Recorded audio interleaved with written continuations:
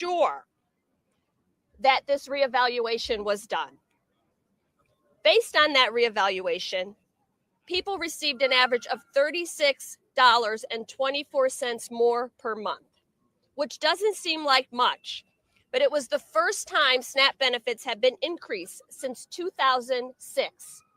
And CBC were the champions on that effort. We all know that Black households are disproportionately affected by food insecurity. SNAP participation helps reduce those disparities in food insecurity, and they have helped to lift families and individuals above the poverty line. Most of the people we're talking about who receive benefits already have a work history, already are doing their part, and still don't make enough to feed their children. About 1 in 4 Black American households were food insecure in 2018, compared to 1 in 8 of all U.S. households. This is a problem. This is our problem, and we are determined to be a part of the solution. SNAP is an investment in our economy. For every $1 spent in SNAP benefits, $1.50 is generated back to local economies. This is grocers, truckers, ag growers, marketplaces. It is a lifeline for so many people. Last week, I sent a letter to Speaker Johnson, along with all of the House Democrats on the Agriculture Committee, asking him to reconsider these harmful cuts. But make no mistake about it, this is a hard line for me. The Republicans have proven themselves to not be trustworthy negotiating partners. They gave us the top lines in the budget. They gave us the top lines in the debt ceiling. They gave us the top lines in the CR. And now they won't even adhere to those numbers. And every time they get a chance, the one program they come after is SNAP. Just like they have hard lines, so do we. So do I. I will never vote for a farm bill, a reconciliation package, a continuing resolution, a budget that leaves children in this country hungry, full stop. In the wealthiest country in the world, in 2025, children should not be worried about where their next meal will come from. And I can tell you that on my watch, they won't have to. Thank you. Yes, that's right. All right. So will you give her a clap, please? Sheesh. These CBC members don't play. We will now hear from another champion for our communities, for children, for our seniors, from the great state of Ohio, Congresswoman Shontel Brown. Thank you. Oh, goodness. Good afternoon, everyone. I am Congresswoman Shontel Brown, Vice Ranking Member on the House Agriculture Committee representing Cleveland and Northeast Ohio. I want to start by reminding folks that in my district, 1 in 5 households rely on SNAP benefits, including 1 in 3 Black households. The $230 billion in proposed cuts is a direct attack on our communities, our neighbors, and our families. Serving on the Ag Committee, we've been on the front lines defending SNAP for over 2 years now, and it is why we still don't have a farm bill. There is a radical Republican effort to cut SNAP. They want fewer people on the program, and they want smaller benefits. People need to know exactly what this means. Last week, I took part in the SNAP Challenge. The average SNAP benefit is $6 a day. $6 a day, $2 a meal. So I went to the grocery store to buy a week's worth of groceries on a $42 budget. It was eye-opening. It was humbling. On a SNAP budget of $42, you've got to make really, really tough choices. Choices like chicken or beef, milk or eggs, oranges or apples. That's what people are dealing with every day. And instead of helping people make ends meet, Trump is helping them to meet their end. ends of their budgets, more month than money, making it harder for people to live their lives. I'll make one final point. The grocery store where I shop, most of the customers are Black. And I said a huge number of them rely on SNAP. If there are massive SNAP cuts, that's going to hammer businesses and employers in Northeast Ohio. This is just deeply wrong. It is immoral and illogical. Red, purple, blue, America, nobody voted for this. This Republican budget is a disaster for the country and for Black Americans, and we are going to fight this every step of the way. And with that, I yield back. Thank you. We thank Congresswoman Shontel Brown for really distilling that down for us. We know what it means to the average everyday American, and we will now hear from another champion in this space, Congresswoman Alma Adams of North Carolina. Thank you, Madam Chair, and thank you all for being here. I'm Alma Adams. I represent the 12th Congressional District in Charlotte, North Carolina. And let me just say to my Republican colleagues, shame on you. You know, attacks on SNAP show us that Republicans in Congress want Americans to go hungry. Families are struggling to put food on their table right now, including 1.5 million people in my home state of North Carolina. The cost of groceries has never been higher. A dozen eggs in my district costs 175% more today than it did in December. And nearly half of all the households in America are living paycheck to paycheck, unable to make the ends meet. And I continue to say that working hard is not enough if you don't make enough. And meanwhile, my Republican colleagues are looking to slash the largest national food security program in order to give their billionaire friends tax cuts. Republicans say that SNAP is wasteful, filled with fraud, but we know that's just not true. It provides life-saving food security to millions of families throughout the United States, especially our most vulnerable citizens. 42% of all SNAP recipients are children. Cuts to SNAP will quite literally take food out of the mouth of our kids. In fact, 80% of households receiving SNAP have either a child, an elderly person, or someone with a disability who relies on benefits in order to eat. These are the people they want to starve, so Elon Musk and his Muskins can get richer. Cutting SNAP will especially harm communities of color, who will significantly have more food insecurity on average.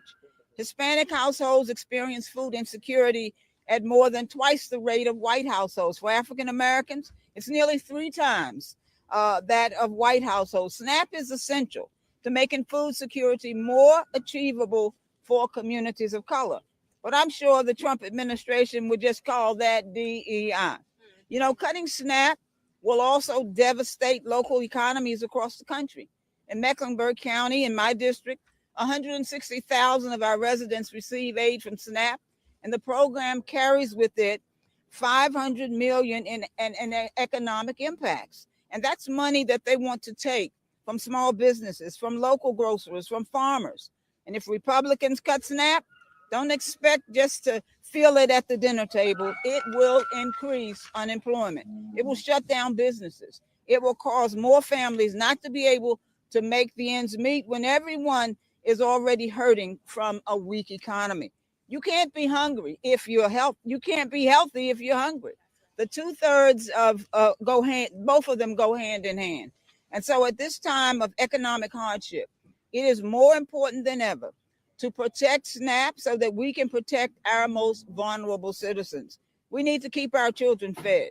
We need to keep our elderly fed, to keep our community members with disabilities fed. Our priority as a nation must be the families that are struggling to put food on their tables right now, not tax cuts for billionaires. Thank you. I'd like to thank our colleagues. These are experts. What you're hearing today is not hyperbole. This is fact. These are individuals who've been negotiating with folks who don't want to negotiate. And so we look forward to this fight. We look forward to this battle, and we look forward to winning in the American communities across this nation. We recognize that it is important that we bring facts to our people during a time of propaganda and misinformation. So today we are alerting the American people of what is inevitably a ploy to cut SNAP, to make sure that, unfortunately, families across this nation are burdened with additional hardship. And we are asking that the American people pay attention, that you reach out to our offices and let your preferences be known. So with that, if there aren't any more presenters today, we will open if there are any questions. Yes. Mm-hmm.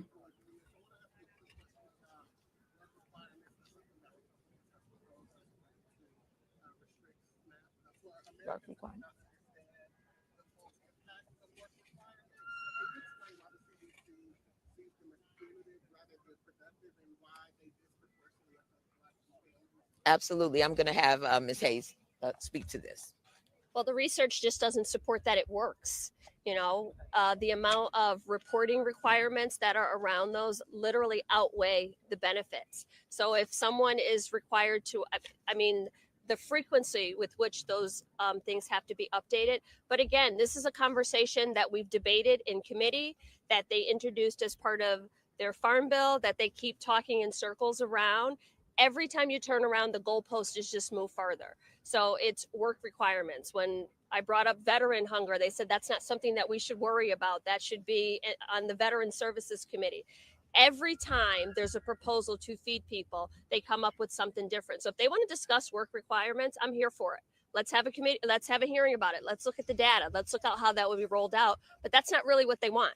They want to end this program. They want to take this money and provide subsidies and tax cuts to different communities. And again, it's just something that my entire time in Congress, this has been an issue that has resurfaced. If they were serious about debating, discussing, implementing work requirements, they've been in the majority for 2 Congresses now. We had a farm bill that was up for negotiation. We had bipartisan discussions on this farm bill. We had a vote in committee on this farm bill, and never once did they include that as part of the package. So every time we get to the goalpost, they move it back and add something in. So again, that's just a distraction from their real efforts to just dismantle SNAP. Yes. Mm-hmm. Secretary Rollins is revamping the push to put different health restrictions on what you can buy with SNAP benefits. So I just wanted to get your response to that. Yes. Mm-hmm. You might as well stay right there. Again, this is something that has been debated over and over.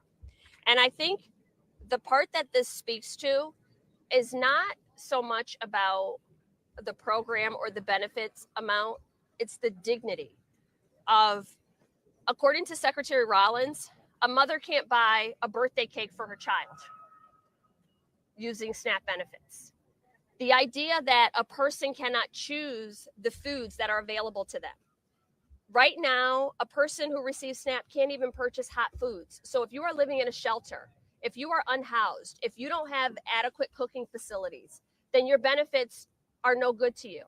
If you don't have a grocery store that is in your community that has all of these options and choices, then again, your benefits are no good to you. Secretary Rollins is not looking for real solutions to this problem. It is yet another attempt to further demonize people and devalue their humanity because they rely on SNAP benefits. This idea of we will choose, and I saw this coming when we were debating the farm to families food boxes. They were almost salivating at the mouths at the idea of we will choose the foods for you. We have so many people with health restrictions, with nutrition issues, with not adequate access to fruits and vegetables in their communities. Does she what is her plan for filling in those gaps? Are we going to put a farmer's market on every corner in every community in urban areas? Because I would love to see that, and I welcome it. So yet again, just like work requirements, restrictions on what people can buy, all of these things are an effort to chip away and dehumanize people who are just hungry, SNAP has more, it has less fraud and abuse than any of our other federal programs because there are already checkpoints in place. Nobody is getting rich off of $6 per person per day. Nobody. And the one hearing that we had when they took the majority on abuse in the program, the witness that they brought in, they celebrated that this person was able to get away with defrauding the system, as opposed to figuring out what they did and closing those loopholes so that no one else could ever do that again. Thank you. You're welcome. You remember that? Okay, well, let me thank you once again, members of the press, for being here. We want to make sure that this information gets out to the American people, and you all have been tremendous in making sure that that is so.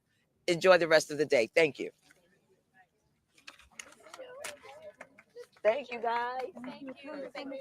Yeah.